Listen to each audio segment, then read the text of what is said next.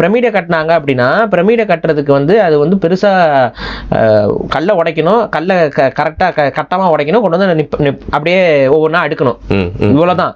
இதை வந்து அடிமைகள் வச்சு செய்ய முடியும். ஆனால் நம்ம ஊர் கோயில்கள் எல்லாம் அடிமை வச்சுலாம் செய்ய முடியாது. சிற்பக்கலை தெரியணும். ரெண்டாவது வந்து இன்டர்லாக்கிங் டெக்னிக்ல நம்ம கட்டுறோம். இன்டர்லாக்கிங்னா ஒரு கல் இப்படி வளைஞ்சிரும். நீங்க தஞ்சை பெரிய கோயில்ல அதை பார்க்கலாம். ஒரு கல் இப்படி இப்படின்னு வளைஞ்சிருக்கும். அதுக்கு தகுந்த மாதிரி இன்னொரு கல்லையும் வளைச்சு தான் ஒட்ட முடியும். புரியுதா? ஒரு கல் இப்படி இருக்குன்னா இன்னொரு கல் அப்படி இருக்கணும், வளைஞ்சிருக்கணும். இப்படி மாதிரி இன்டர்லாக் பண்ணி உள்ளேயும் இப்படி நீளமாக ஓட்டையா இருக்கும், இப்படி எல்லாம் இன்டர்லாக் பண்ணுவாங்க.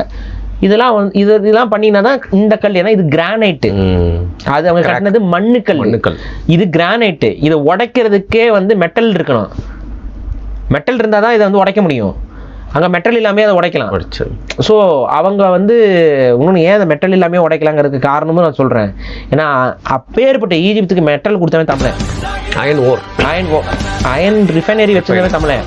அவன் ஊரில் இதுக்கு நமக்கு எவிடன்ஸ் இருக்குது.